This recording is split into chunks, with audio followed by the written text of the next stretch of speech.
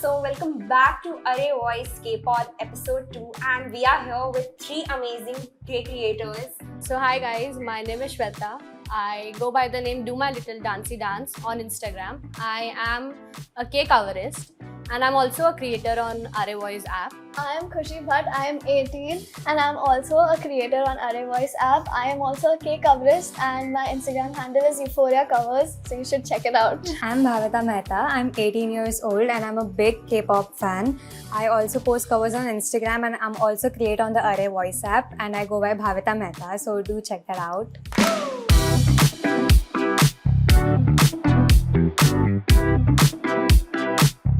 We are here to discuss K-pop's heart, the fandom and the fandom culture. So, how did you guys get into K-pop? I was in 8th grade and one of my friends showed me the Boy With Love music video, BTS ka. And I was like, this is such a new thing because I was only into Bollywood since then. And I saw these men dancing so well and singing so well in harmony. I was like, I need to know more about this. So that's how I got into it. My story is kind of very long and it's kind of like destiny, quite dramatic to be very honest. First, when I saw BTS, it was on a literal pin, like on a badge pin, I think that's what you call it. And I saw it on a backpack. And that's like my friend had got it from Nepal for some of her other friends. And I was like, what is that? Like, why did you get this? Like, it's just men on a pin and they have colorful hair. Like, what is this? Then later, the same friend who had got the pin, she started talking more about K-pop in class, and I was like, I was intrigued and interested to know what it was because it was just like it's like a totally alien concept, right? We did not have any idea about it back then. So then I went home and I saw the first video that I saw of BTS. It's very funny. Like I saw their BuzzFeed puppy interview and I did not see any music video, nothing. And that video just made me decide like, yeah, this is it. This is my future right here. This is what I'm getting into. So. Okay, and for me, it was in like around 2015-16ish when when Save Me was released. So back then VH1 pe zyada K-pop songs, you know, they never used to play K-pop songs, but they were playing Save Me, and I saw Jin in his like blonde hair and cap and those huge ass shoulder, and I was like, अच्छे लग रहे हैं देखना पड़ेगा. And then I kept seeing all these videos like Girls' Generation ka Catch Me If You Can, and I was like, they are sundar. Save Me was the one that got me into K-pop, and yeah, BTS. So, for me also, like, I got into K-pop around 2018. I knew BTS in 2017 when Mic Drop came out, and I saw my friend like literally stopping in the middle of the road, and she's like watching the ending. I'm like, "Kya kar rahi hai, bhai tu?" They're like, "No, I have to watch it." I'm like, "Kya hai?" And a few months later, I got like really jealous of this one friend who was getting really close to her, and I was like, "Ye nahi ho sakta, I have to see again." And that's how I got into BTS. Idol was the song that made me an ARMY. If you would like to describe your relation with your alt or groups that you like stan, how would you say it? Mostly see locals, if I may use that word, they don't understand is that music can be a source of healing, right? That's what most people say. But somehow it's not applicable when it comes to K-pop for some people. But it's true, like if they go and dig deeper into music other than just like the English songs that K-pop idols release, Microcosmos, and just, you know, every single song, Butterfly, Magic Shop, yeah. All these songs were a source of healing for me. So my relationship with BTS was kind of like a different experience that made me into a better person and brought more positivity into my life. So that's how I describe it. So I have made a pod on this as well on the Arré Voice app that standing a group can actually lead to a self-growth journey and a glow up, if I may say. Because like you see the things that you want to have in yourself in those people, and then you start working on yourself. Like you start bettering yourself. Like I started learning dancing and singing because of that, because of standing BTS and K-pop. So like that actually made me grow as a person as well. And it is, as Khushi said, a safe space. Like actually it helps you heal. It is like a comfort place. Like you feel very warm and safe. I am a very shy person. Like I usually don't talk. I had no idea I would be making covers on Instagram and like posting my, like showing my dance to everyone around the world. But it happened because of BTS. I found my passion at, yeah, I love dancing and I wanted to show it to the world. They have helped me a lot when it comes to confidence and, as they said, glow up. I have a very different relationship with each member of BTS. So if I'm having a bad day, I can just go and watch Run BTS till date. I don't know about other Western artists' relationships with their fans, but if I had to personally talk about K-pop artists and the relationships with us fans, I would say it's way more than just an artist and fan relationship. If they just have like a simple convo with us, it feels like a video call more than a live. It feels like our friend is talking to us or someone that's older to us is giving us advice. So it's just way more deeper than just like a normal artist-fan relationship. It's like you're watching a best friend. Exactly. True. If I had to say this, BTS are my best friend. That now that you've mentioned it, it's like a video call. Some fans go beyond that. True. So what do you think about it? Like when they go for a fan meeting, they'll wear wedding gowns and bring marriage certificates. Like how can you do that? What do you guys think about it? One of the thing that I've noticed is elderly people, like whole as grown adult men, showing up to fan signs of like 14-year-old idols. Exactly. And that. having such creepy conversations, like it actually creeps me out. That is one bad thing about fan signs. One more thing that I want to say is when they give these cute little things to wear. I mean, why would you do that? I mean, ठीक है, कभी-कभी cute लगता है, but sometimes it gets It's way too much. too much. You're giving them headbands, you're asking them to do cute stuff on video calls. Like you have 5 minutes. Yeah. You have literally 5 minutes to do it. So here is something Shreya has to say about it. So the idols have to reciprocate to the request that the fans make. But honestly, is that the image that we want to have as the fandom of those idols?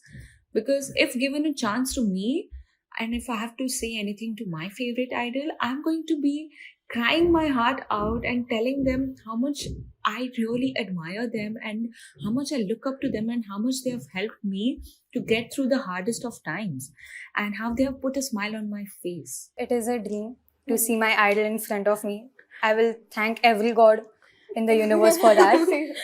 And actually what she said, that is quite true. Like I will take a moment to appreciate them and their efforts and everything they do, and I will not make them wear headbands and make them do aegyo, because no. Aegyo is a big no-no. No.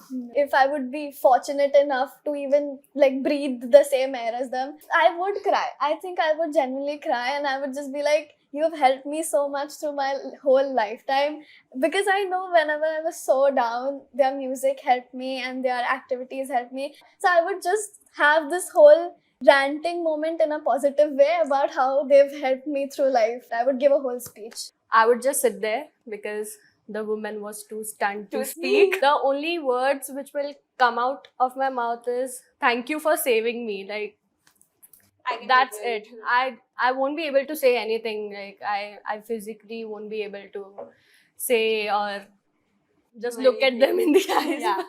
What I will do is I will write a letter and like just read it after I go, because I know that it's going to be like 20 to 30 seconds with them. Yeah. I'll be a crying mess. So ये लो भाई तुम खुद read कर लेना मेरी feelings. मैं तो रो रही हूँ. बस तुम्हें देख के बहुत अच्छा लगा. अब हम आगे बढ़ते हैं, फिर आगे बढ़ते हैं, फिर आगे बढ़ते हैं. So one thing that you do not like about K-pop fandoms in general. We're getting spicy. Yeah. So I think that first of all, let's address one thing. Twitter fandoms can go very, very crazy sometimes. And I'm not generalizing every single fan out there, but it's just so easy that when you have a very big fandom, I'm just like putting it out there, like bigger fandoms, it's very easy to have toxic people in that fandom. And sometimes the majority of the people can be toxic. Like it's not on the group, it's not on anybody else, but there are just people like that out there. They get a sense of superiority. Oh my god. It kind of like, sometimes I feel like some fans are so obliged in a way that they think them standing a group is good for the group itself. Exactly. Like, listen, oh my god, I don't stand this group because ऐसा हो गया था मेरे साथ. And I'm like, they don't care about you. Exactly. What do you think about it? Fandom wars.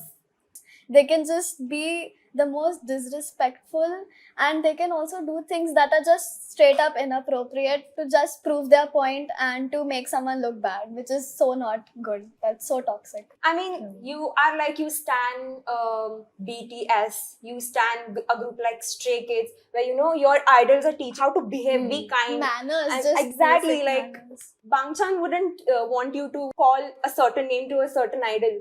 Why would you do that? I spend most of my time on Twitter, and trust me, it is not a good place for minors, especially because fan wars एक ही side से नहीं होता. Every action has a reaction. BTS is a huge group, and armies are like One of the everywhere. biggest, Yeah, fandom. everywhere. So just because army is such a huge fandom, तो उनके जो reactions निकलते हैं, they are like outrageous. They just become the villain of yeah. And everything. it's to the point where armies don't care about it. If I am the villain, then I am the villain. I feel like whenever fan wars happen, it's like whenever like you're talking crap about an idol just to save the ones that you like, right? But you don't understand the fact that the idol has done nothing wrong. It's their fans that are targeting you, and they are trying to trigger you to get a reaction out of you. So you're just basically giving them what they want, and it keeps increasing and increasing until it gets on like a famous timeline on Twitter, and everybody's seeing it. Yeah. I mean, Korea Boo has posted. And also, fan wars between two different fandoms is one thing, and fan wars between the same fandom is also a thing. Like, I've seen people hating on Jimin and loving Taeyang. Like, what is that? Solo. Yeah, solo stans are like, I don't even consider them as fans, so that's another thing.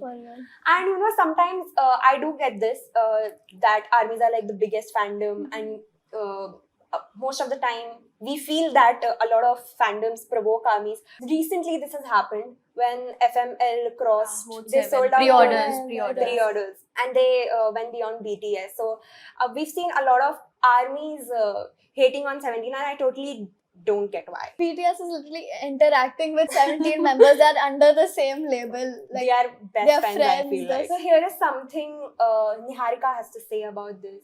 Recently, 17 surpassed a couple of records previously owned by BTS, and fans are not reacting well to this. And some armies are hating on 17. Why? Why are you hating on them? Like, what's wrong, bro? Each artist has their own journey. Each artist has their own story to tell. Each artist has their own hard work and resilience put into their work. And everyone has their own qualities, okay? 17 and BTS are different, but they have their own good qualities. So why do you have to hate on them? Please stop. This is something that I really wanted to share. Do you all remember there's this one interview where Vernon has been asked this question, that how do you feel like coming to a position where you are almost like BTS? Oh, yeah, you remember I that? remember. Yeah. That got And viral. and Vernon was like, BTS was not the BTS when we debuted. Exactly. So it's a long journey for both of us. And this is something I feel like both the fandoms need to realize. When 17 started, they started very small. When BTS started, they also started very small. Look at them today. I feel like most of the army carrots are very positive about it. Yeah. But I see a lot of people, not just armies, I've seen a lot of carrots also hating on BTS, and I feel like that's just sad. There's no need to compare. They both are good as their own. Like, look at their individual journeys rather than putting them up to each other's competition or something, because that's not how they see it. So why should we see it? Like, that way? imagine being an idol and getting those hate comments. And like, I would personally feel like these people just sitting on their couches, probably eating potato chips. How dare do And they being a comment couch these things? potato. True.